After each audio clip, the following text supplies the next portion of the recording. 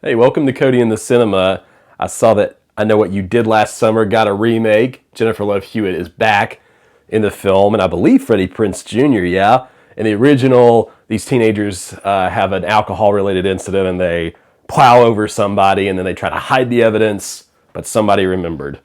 And if you're into that film, or either film, or you're watching the new one, whatever it is, I thought I'd have a few recommendations for you that might sort of match the vibe, match some of the plot elements that you might enjoy. I love this steelbook, by the way. This came out a Walmart steelbook a year or two ago, and you should definitely pick it up if you haven't, the 90s version. It's awesome. But here are 4 recommendations. If you missed It Follows, that was on Netflix, I don't know, 10 years ago, it still holds up really well. This one's a little bit more intellectual and brainy in terms of the kills and the thrills and the suspense, but it's still pretty good.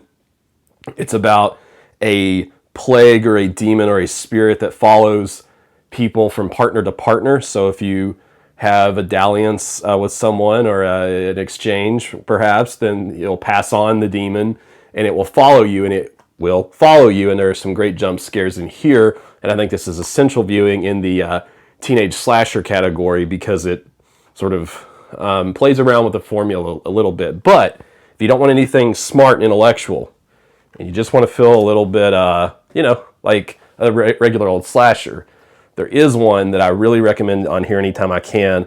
That's a lot of fun. This is a little bit older of a movie, and it's a great introduction into those like 70s, 80s slashers.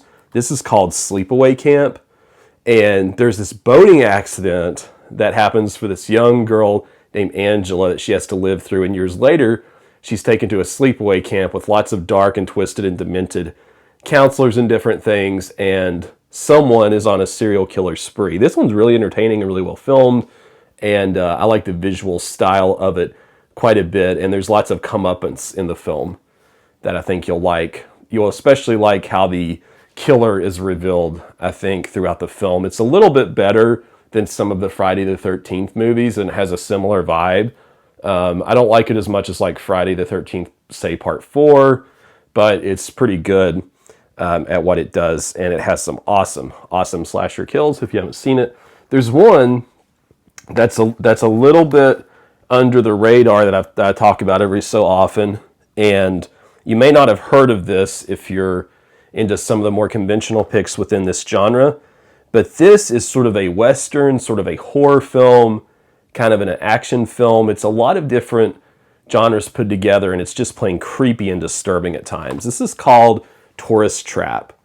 And Tourist Trap is about a group of, I think they're teens or young adults, and they go out into the desert, and they run into this like old structure, this old tourist trap that has like different Western related tropes acted upon by animatronics and so forth. I don't want to really spoil it, but they meet this creepy guy played by Chuck Connors. So those of you that are older might recognize him from The Rifleman. And it does a lot with like dolls and like makeup, and it's really creepy. If you liked American Horror Story, if you were into that show, particularly the season that had the dolls and so forth, you might like this. But I like to bring this up every so often because I think it's really good in that slasher category.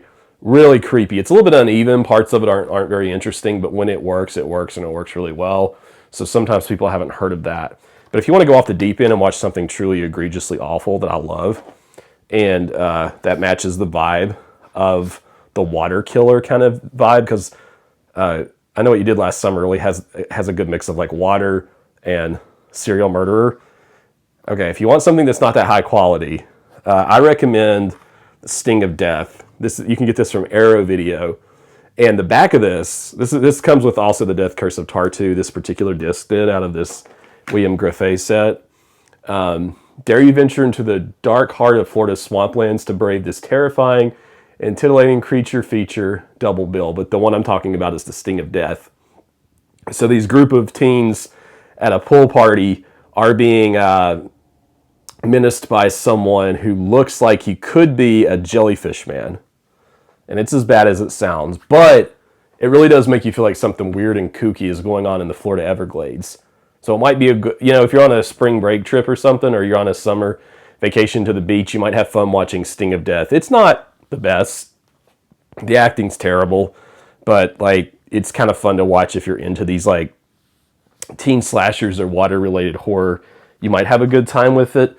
But I was thinking about, I was so excited that, you know, people are getting back into the original I Know What You Did Last Summer. I think that film, I think because it was sort of had that like 90s aesthetic and was a little bit goofy in its own way, I think people sort of underestimated how it's kind of a good movie in a way.